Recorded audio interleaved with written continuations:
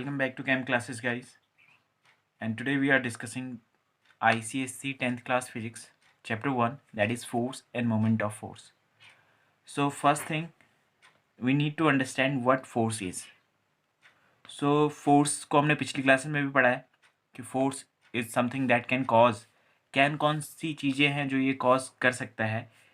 It can change the motion of a body. Change the motion of a body. किसी body का motion change कर सकता है, यानी मोशन बढ़ा भी सकता है और घटा भी सकता है, ठीक है। और दूसरा, can stop a moving body,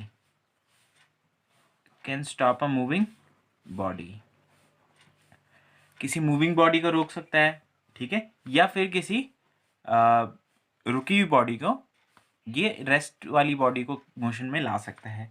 and third and the most important, can change the shape and size of a body, can change the shape and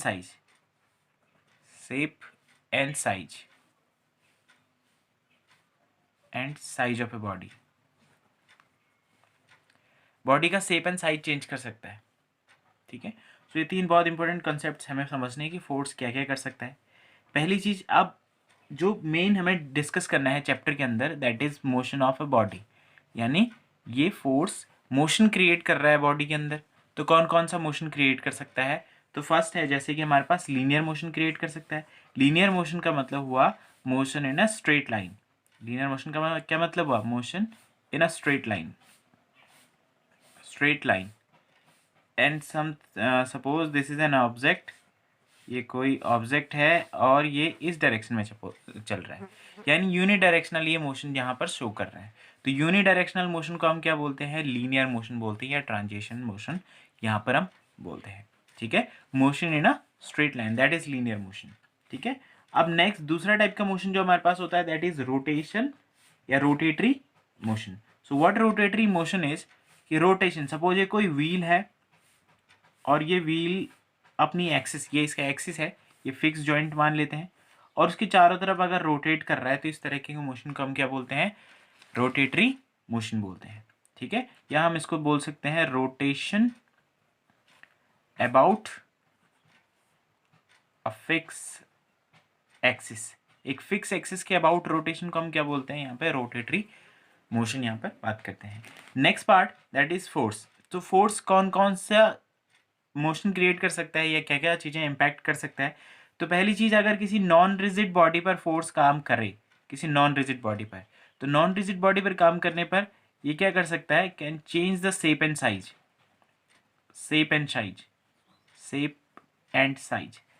और साइज चेंज कर सकता है। शेप और साइज चेंज करने का मतलब ये है, non rigid body, suppose example ले लेते हैं हम लोग, रबर हो गया, प्लास्टिक हो गई, ये सारी नॉन रिजिड हैं। तो इन जैसे ऑब्जेक्ट्स का ये क्या कर सकता है? शेप साइज चेंज कर सकता है।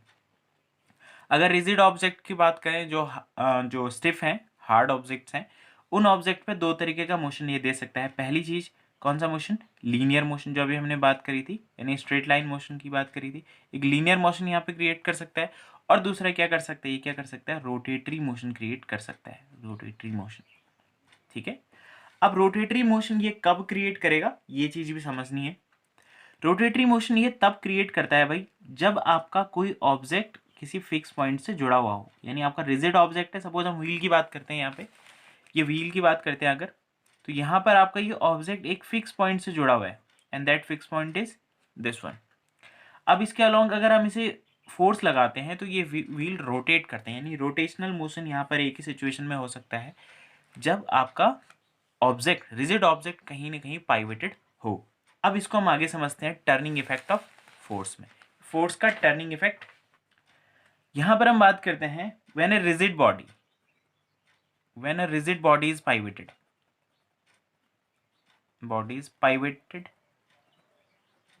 Eight a point.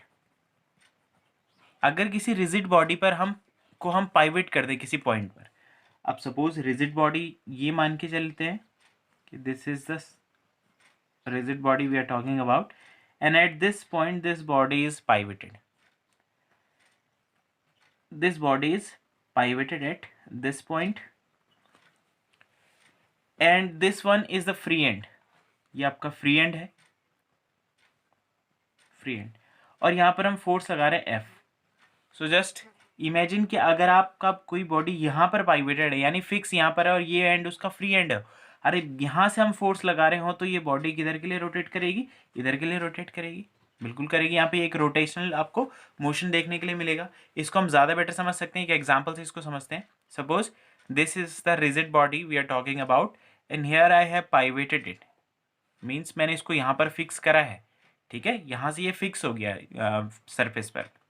अब मैं यहाँ से इसको मोशन, यहाँ से इस पर फोर्स अप्लाई करता हूँ, तो अगर मैं इस पर फोर्स अप्लाई करूँगा तो मुझे कैसा मोशन यहाँ पर देखने के लिए मिलेगा, मुझे मिलेगा रोटेटरी मोशन यहाँ पर देखने के लिए मुझे मिल रहा है। तो इसको हम बोलते हैं भाई टर्निंग इफेक्ट ऑफ फोर्स, यानी when a body is pivoted at a point, is pivoted at a point, and when a force is applied at its other end और free end, it generates a turning effect. ये क्या generate करता है, एक turning effect को generate करता है।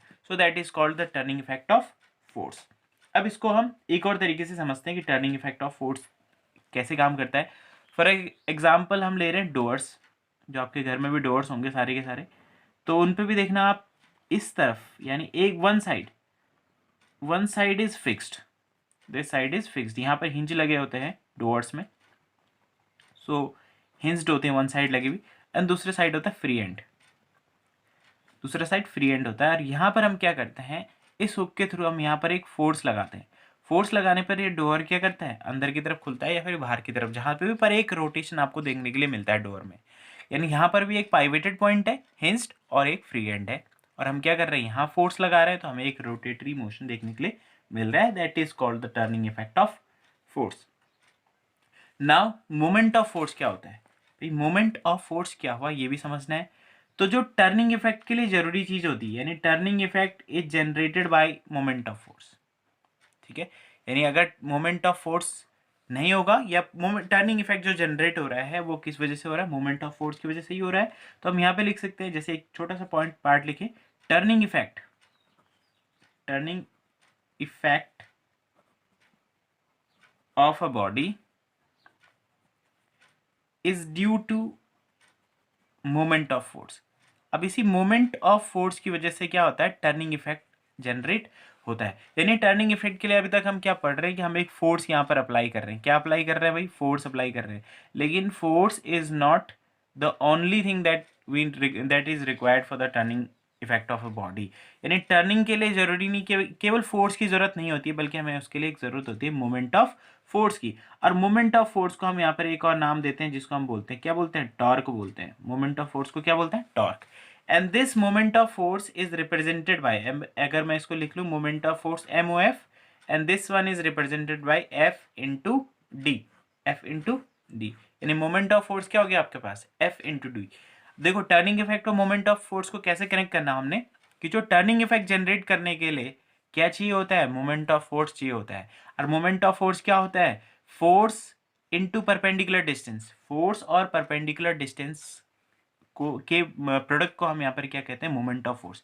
यानी फोर्स जो हम अप्लाई कर रहे हैं और परपेंडिकुलर डिस्टेंस आप यहाँ पे समझिए, ये जो पाइवेटेड पॉइंट है यहाँ से लेके लाइन ऑफ फोर्स, यानी इसको मैं पाइवेटेड पॉइंट का, यहाँ से इसको सपोज मान लेते हैं ये पाइवेटेड पॉइंट का एंड है, यहाँ से लेके और पॉइंट ऑफ एप्लीकेशन जहाँ पर हम फोर्स लगा रहे हैं वहां तक की डिस्टेंस को हम यहाँ पे क्या बोलते हैं, that is perpendicular distance. So the product of force and perpendicular distance is known as moment of force, and this moment of force is required for the whole turning effect.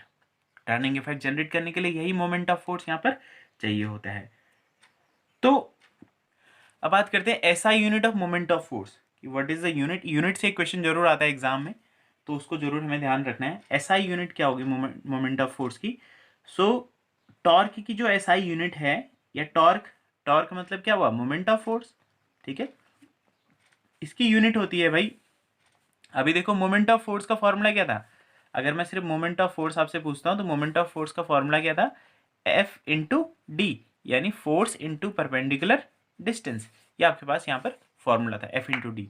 तो हमें unit भी कैसे निकालनी है, SI unit अगर मुझे निकालनी है टॉर्क की तो कैसे निकलेगी, फोर्स की यूनिट क्या होती है, न्यूटन, और डिस्टेंस की यूनिट क्या होती है, मीटर। तो टॉर्क यानी कि MOF मतलब मोमेंट ऑफ फोर्स, इन दोनों की यूनिट क्या होती है, न्यूटन मीटर, ठीक है। टॉर्क बोलो या आप मोमेंट ऑफ फोर्स बोलो, एक ही बात है। इनकी यूनिट क्या हो जाएगी, न्यूटन मीटर। अब इसको समझते हैं, अगर आपके पास फोर्स जो है, अगर फोर्स ग्रेविटेशन के टर्म्स में दे रखा है, यानी ग्रेविटेशनल फोर्स की अगर हम बात कर रहे हैं यहाँ पे, तो यहाँ SI यूनिट के फिर से थोड़ा सा चेंज हो जाएगा। इस बार हम टॉर्क की SI यूनिट बोलेंगे, क्या बोलेंगे, वो बोलेंगे हम लोग kgf मीटर। तो यहाँ पर अगर दो यूनिट SI यूनिट हम यूज करेंगे, एक तो न्यूटन मीटर और kgf मीटर, ठीक है, दोनों SI यूनिट्स हैं, लेकिन ज़्यादा आपको इंपॉर्टेंट ये है, आपको न्यूटन मीटर याद रखना है। इसका एक और सिस्टम पे भी बात करेंगे, that is known as CGS system. So भाई CGS सिस्टम में मोमेंट ऑफ फोर्स की यूनिट क्या होती है, तो CGS यानी सेंटीमीटर ग्राम एंड सेकेंड। तो यहाँ पर अगर मैं टॉर्क की यूनिट बात करूँगा तो वो होती है डाइन सेंटीमीटर, डाइन सेंटीमीटर, ठीक है। CGS सिस्टम आपको याद रखना है। मैंने पहले भी कहा कि यहाँ से एक हमेशा एक क्वेश्चन आता है SI यूनिट से मोमेंट ऑफ फोर्स की या टॉर्क की SI यूनिट्स के लेके या CGS यूनिट्स को लेके क्वेश्चन जरूर पूछे जाते हैं, तो आपको ध्यान रखना है। टॉर्क की CGS यूनिट क्या है, डाइन सेंटीमीटर। अगर मैं यहाँ पर कंपैरिजन करता हूँ, अगर मैं यहाँ पर कंपैरिजन करता हूँ किसका, 1 न्यूटन मीटर और डाइन के बीच में मैं रिलेशन ढूंढता हूँ, तो कितना होगा। तो भाई देखो, आप पहले समझते हैं 1 न्यूटन में कितने डाइन होते हैं। 1 न्यूटन में 10⁵ डाइन हुए, ठीक है। 1 मीटर में कितने डाइन होते हैं, कितने सेंटीमीटर, 10⁵2 सेंटीमीटर, ठीक है। ये कुछ इस तरीके से आपको याद रखना है। अब अगर मैं 1 न्यूटन मीटर लिखूंगा तो 10⁵ इंटू, अब मीटर में कितने होते हैं, मीटर में होते हैं 10⁵2 सेंटीमीटर, ठीक है। तो ये वाक्य पर अब आपके पास आएगा डाइन सेंटीमीटर। यानी मैं अगर इसको कंप्लीट पावर एड अप हो जाएंगे, अगर मल्टीप्लाई करनी है मुझे तो 10⁵ प्लस 10 मल्टीप्लाई बाई 10⁵2, तो पावर एड अप हो जाएंगी, 10 हो जाएगा 7 और पीछे क्या आ जाएगा, डाइन सेंटीमीटर, डाइन सेंटीमीटर। तो ये आपको इनके बीच में रिलेशन भी याद रखना है, न्यूटन मीटर के बीच में और डाइन सेंटीमीटर के बीच में भी आपको रिलेशन याद रखना होगा, ठीक है। ये काफ़ी ज़्यादा इंपॉर्टेंट होता है, पूछा जाता है कई बार एग्जाम्स में। अब moment of force is a vector quantity, next part is moment of force is a vector quantity. तो वेक्टर क्वांटिटी होती है भाई, जैसे हम बात करें टॉर्क की बात करें, तो टॉर्क में क्या देखने के लिए आपको मिलता है, फॉर्मूला होता है F/d। आप जानते हो भाई कि जो फोर्स होता है, वो फोर्स कैसा होता है, वेक्टर क्वांटिटी होती है। वेक्टर क्वांटिटी होने का मतलब क्या है कि इसमें क्या होता है, एक तो होते हैं भाई मैग्नीट्यूड, क्या होता है इसमें, मैग्नीट्यूड होता है, and second important thing that is direction, यानी इसमें डायरेक्शन भी है और मैग्नीट्यूड भी है। तो इसलिए इसको क्या बोलते हैं, मोमेंट ऑफ फोर्स हमेशा क्या होगा आपके पास, एक वेक्टर क्वांटिटी होगी। ये आपको याद रखना है कि मोमेंट ऑफ फोर्स कभी कभी पूछ लिया जाता है कि मोमेंट ऑफ फोर्स वेक्टर है या स्केलर है, तो आपको ध्यान रखना है it has both magnitude and direction, that is why it is a vector quantity. अब थोड़ा इसको समझते हैं कैसे यहाँ पर हम इसको वेक्टर क्वांटिटी की बात कर रहे हैं। अब सपोज दो एंड मैं यहाँ पर लगा रहा हूँ, ये कोई ऑब्जेक्ट है एंड इन ऑब्जेक्ट्स को हम करते हैं डिफरेंट डिफरेंट पोजीशन पर पाइवेट,